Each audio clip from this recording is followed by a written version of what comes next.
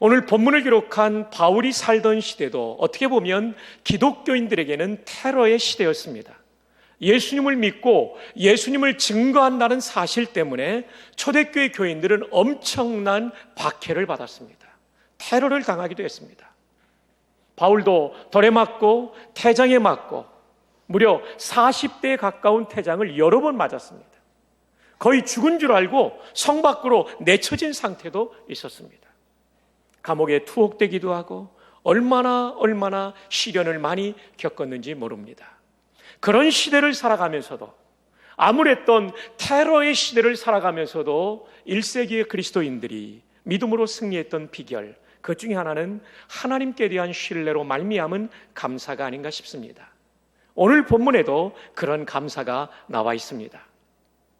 이 테러의 시대를 살아가는 우리들에게도, 적지 않은 위기와 고난을 당하고 있는 우리에게도 오늘 이 말씀이 감사를 되찾을 수 있는 말씀이 되기를 주님의 이름으로 축복합니다. 자, 오늘 말씀을 다시 한번 볼까요? 고린도후서 9장 15절, 말할 수 없는 그의 은사로 말미암아 하나님께 뭐 한다고요? 감사하노라. 하나님께 감사하노라. 무엇으로 말미암아요? 그 앞부분에 나와 있죠. 말할 수 없는 그의 은사로 말미암아. 이런 어려운 시대를 살아가면서도 바울 사도가 감사하지 않을 수 없었던 이유는 하나님께서 베풀어 주신 크신 은사 때문이었습니다. 여기에 말할 수 없는 그의 은사라는 표현이 영어 성경에는 다음과 같이 두 가지로 나왔습니다. 말로 다 표현할 수 없는 선물, 은사라는 말은 선물이라는 뜻입니다. Inexpressible gift.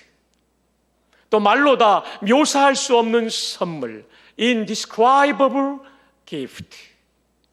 정말 말로 다 표현할 수 없는 하나님의 선물을 받았다라고 말합니다.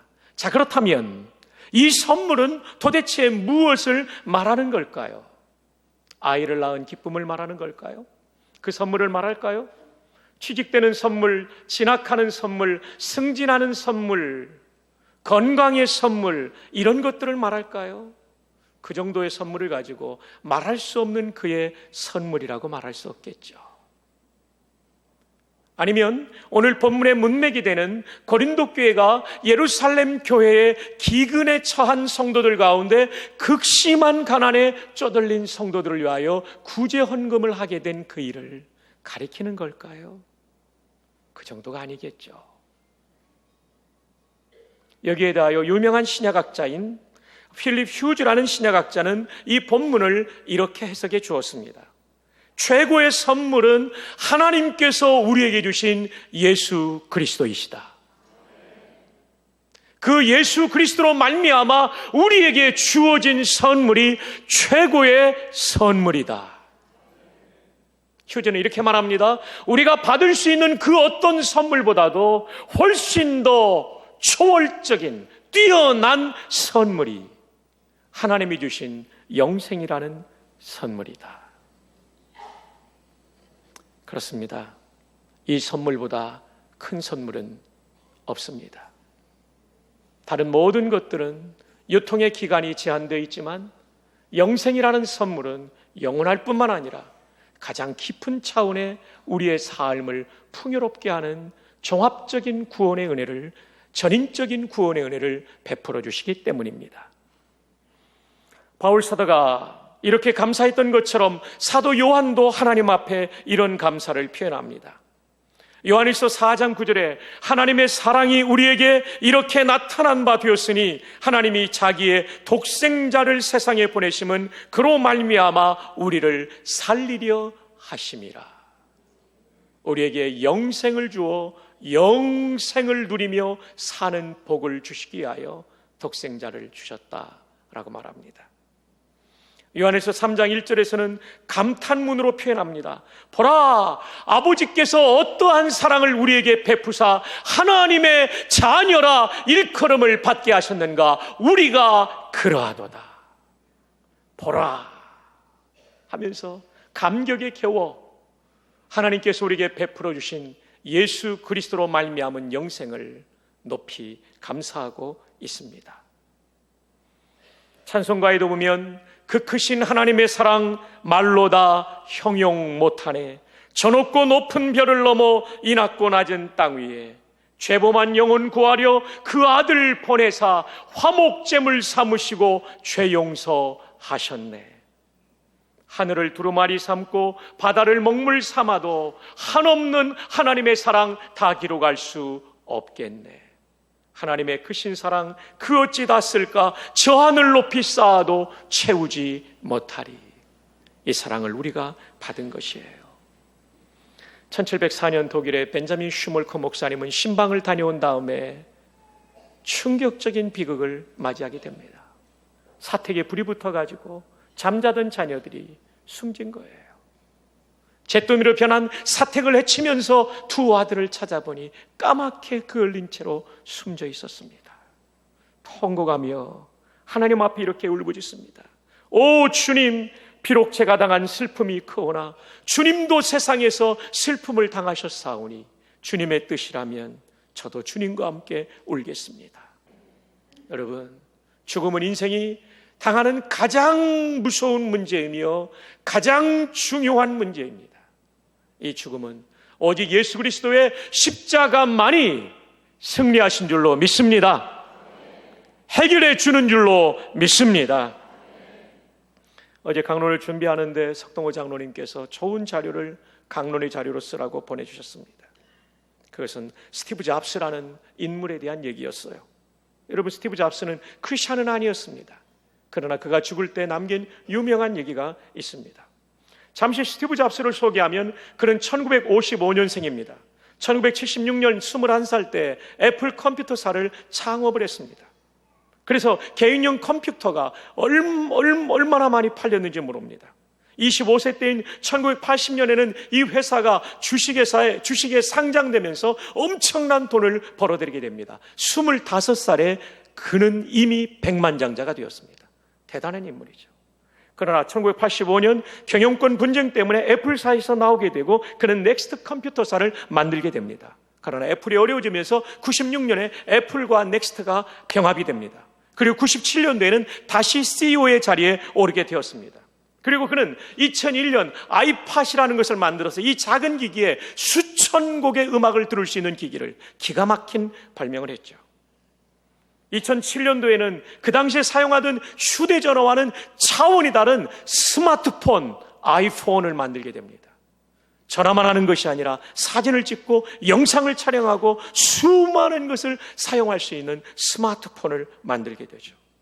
2010년도에는 아이패드를 만들어서 그는 들고 다닐 수 있는 소형 컴퓨터, PC 시대의 새로운 시대를 열어놓게 되었습니다. 뿐만이 아니었습니다.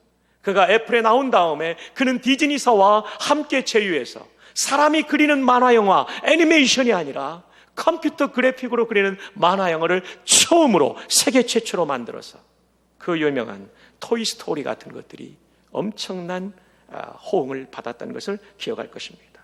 그의 재산은 우리나라 돈으로 9조 3천억 원 정도라고 합니다. 그런 그가 57세에 2011년 10월 5일 죽음을 맞이했습니다.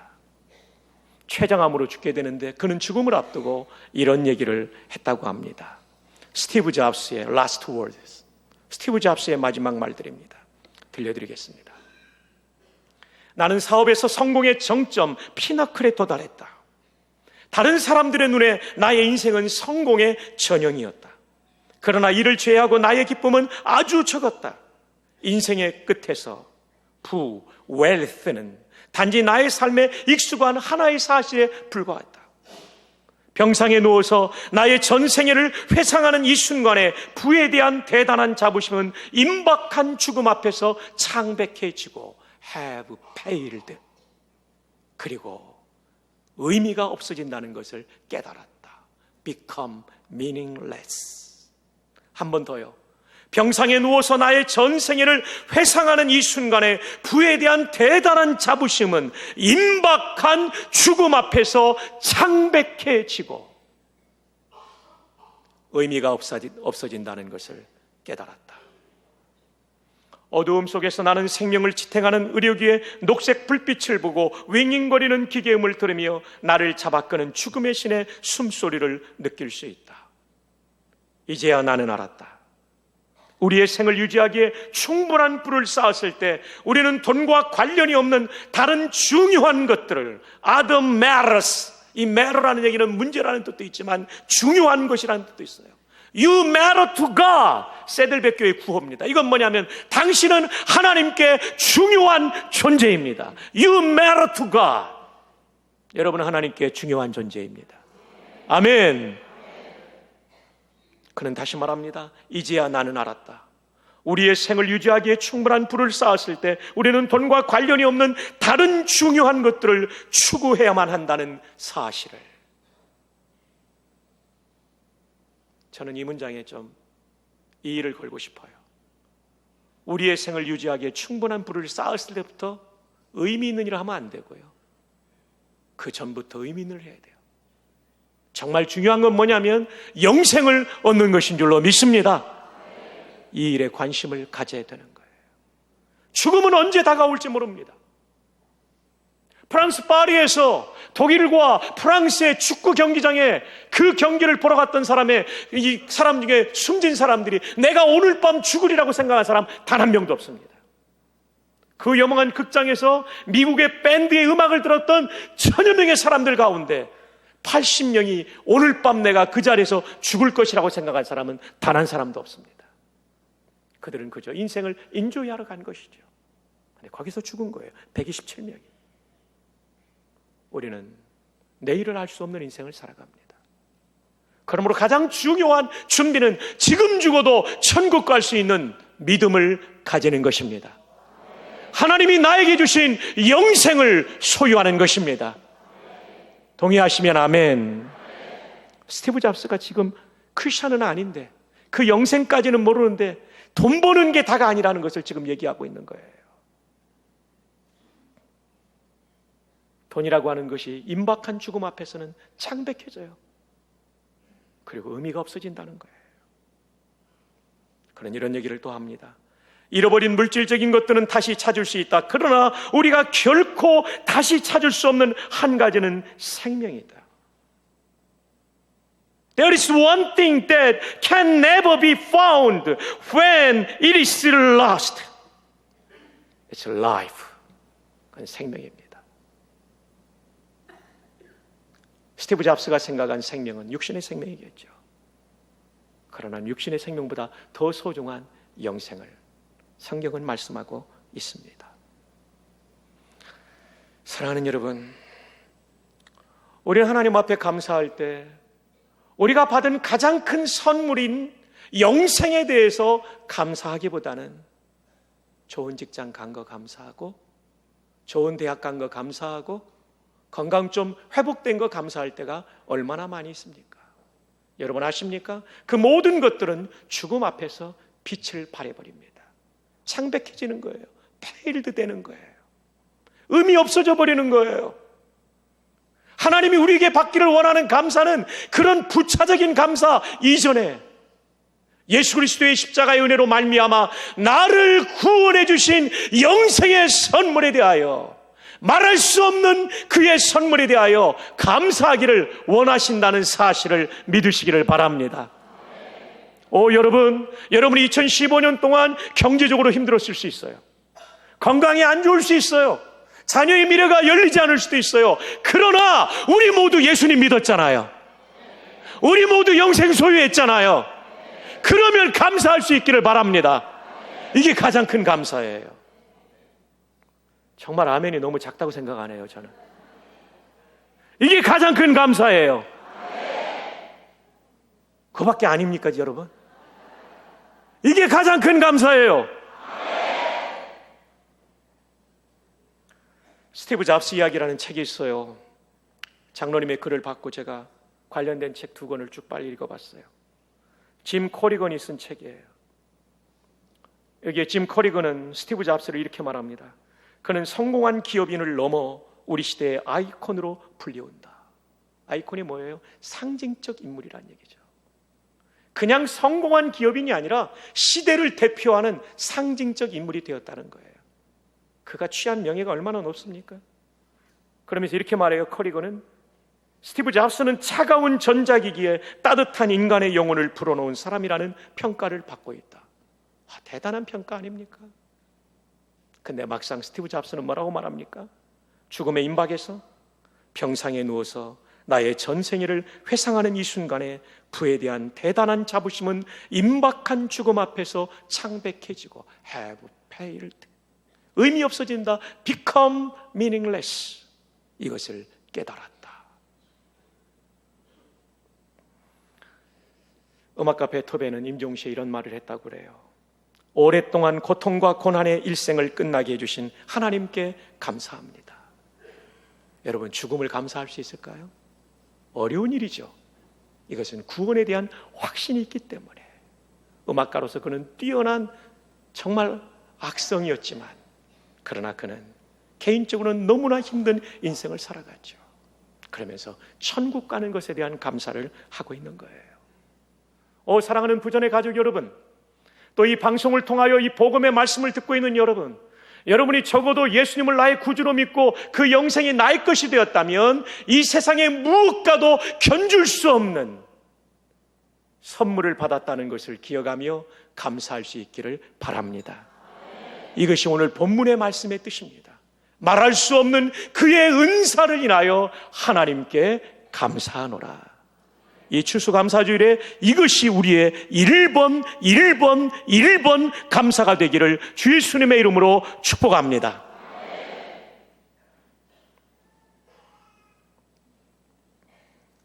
그 다음으로 우리가 감사할 것은 내가 성취한 일에 대한 감사예요. 내 노력과 땀이 깃들어 있지만 하나님께서 도와주지 않으셨다면, 그만큼의 건강과 그 정도의 지혜와 그 정도의 집중력과 주변의 여건을 맞춰주지 않았다면 이룰 수 없었기 때문이죠. 1844년 5월 24일은 인류 역사의 새로운 장이 열린 날입니다. 왜냐하면 그 전까지 메시지의 전달은 사람이 편지를 들고 가서 우체부가 전해줬어야만 했어요.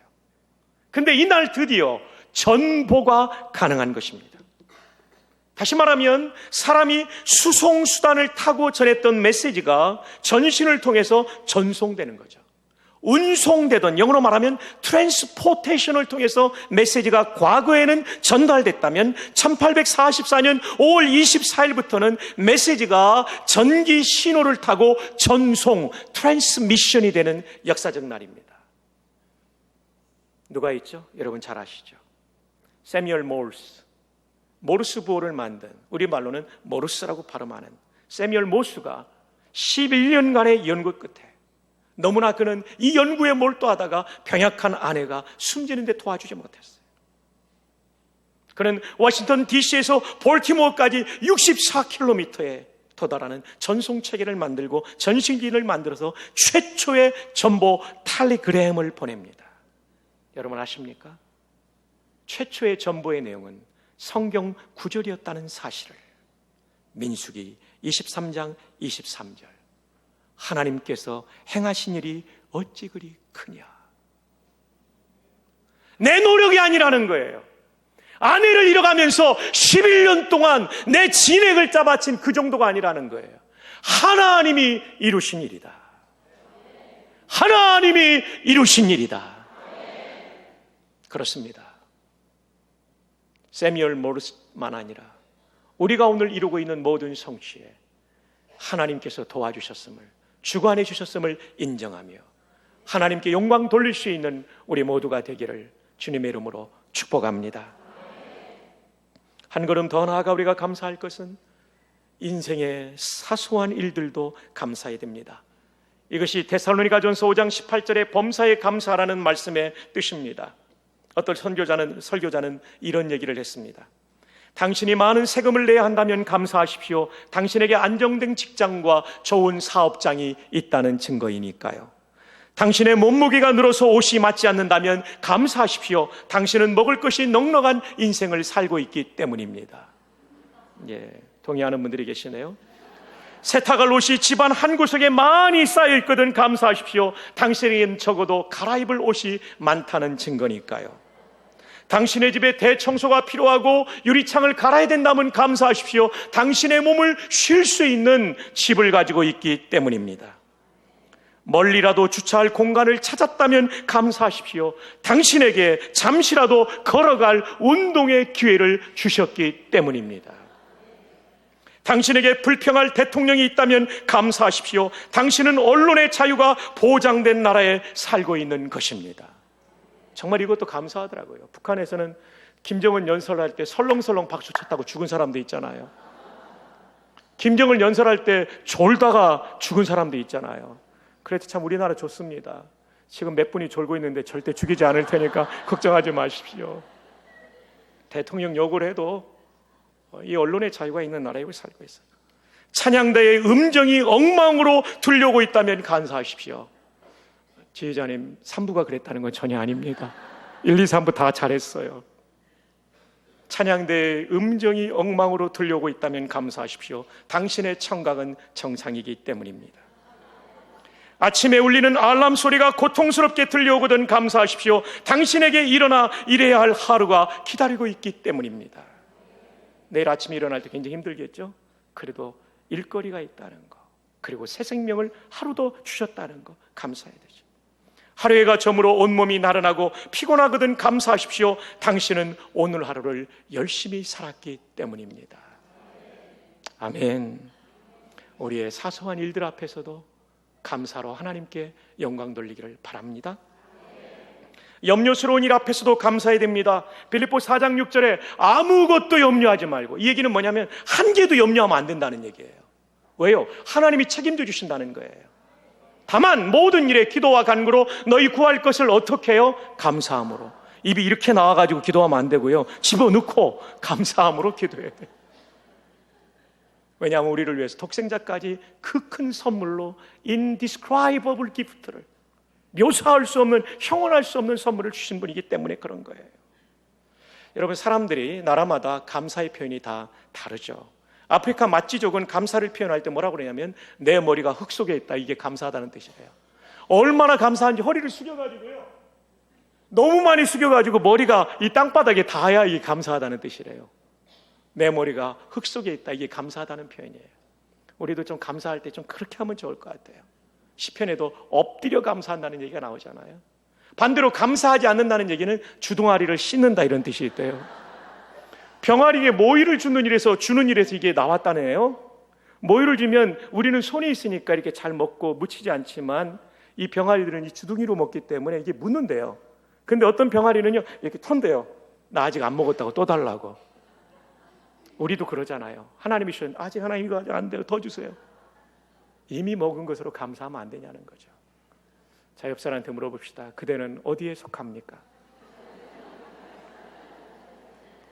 머리가 흙 속에 있는 사람입니까? 주둥아리를 씻은 사람입니까? 죄송합니다. 사람의 입은 그게 아닙니다. 네. 누가복음 17장에 온 10명의 나병 환자가 치료를 받았어요. 네, 9명은 감사하지 않고 떠나고 1명만 왔어요. 그 사람은 사마리아인이에요. 유태인이 아니고. 주님께서 말합니다. 그 9은 어디 있느냐? 하나님의 선민이라고 자랑하던 그들은 다 어디 가버렸느냐? 그들도 나았는데 왜 감사하지 않느냐? 우리 모두는 감사를 잊은 사람이 아니라 그 한 사람 사마리아인처럼 감사할 줄 아는 성도 되기를 바랍니다. 마지막으로 오늘 본문은요, 이 본문의 문맥은 지금 이것이 9장 마지막 절이거든요. 고린도후서 8장과 9장의 내용은 뭐냐면 예루살렘이라는 곳에 기근이 생겨가지고 가난한 성도들이 먹고 살기가 힘든 상황이에요. 그래서 고린도 교회나 마케도니아 교회가 헌금하는데 마케도니아가 헌금을 잘 마쳤고 고린도 교회에 촉구하는 거예요. 그러면서 여러분들이 이 어려운 예루살렘의 가난한 성도들을 위해서 구제 헌금을 하는 일은 얼마나 좋은 일이냐, 이러면서 이렇게 얘기를 합니다. 고린도후서 9장 11절에 너희가 모든 일에 넉넉하여 너그럽게 연보를 하면, 구제 헌금을 하면 그들이 우리로 말미암아 하나님께 뭐하게 하는 것이라? 그래요. 많이 구제 헌금을 고린도 교회가 하면 예루살렘 교회 성도들이 그 가난 가운데 하나님께 감사하는 거예요. 여러분, 여기서 우리는 중요한 메시지를 받아야 됩니다. 내가 받은 구원의 은혜와 삶의 은혜만을 감사하는 게 아니라 어려움에 처한 성도나 이웃을 도와주어서 그분이 우리의 도움을 받고 하나님, 어떤 장로님, 어떤 집사님, 우리 어떤 권사님 통해, 성도님 통해 저를 이렇게 도와주셨군요, 하나님이 보내셨군요, 이렇게 감사할 수 있게 되는 것이 우리가 추수감사주일에 기억해야 될 또 하나의 감사가 되어야 된다는 거예요.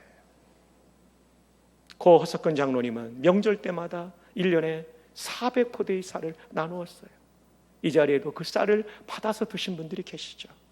교우들과 또 교우들을 도울 뿐 아니라 이웃까지. 얼마나, 그걸 30년 계속해 오셨어요. 그 아드님 허 집사님께서, 목사님, 그 일은 저도 계속 이어받겠습니다, 바톤 터치를 하겠다는 거예요. 제가 그 카톡을 받고 얼마나 감사한지. 이 추수감사주일에 나와 내 가정의 일만 감사하는 거 가지고 부족해요.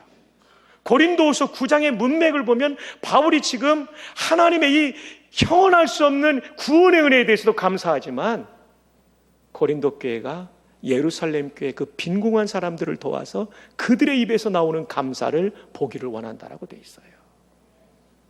여러분, 삶의 환경은 다 다를지라도 조금씩이라도 내 옆에 있는 사람을 위해서 나누는 삶을 이 추수감사주일에 새롭게 시작하기를 바랍니다. 여러분, 오늘은 정말 여러분 주변에 격려가 필요한 사람에게 전화 한 통, 카톡 하나, 문자 하나 전해주십시오. 그래서 그분들이 힘을 얻을 수 있다면 이것이 추수감사주일의 정신이 될 거예요. 이런 귀한 우리 성도들 되시기를 주님의 이름으로 축복합니다.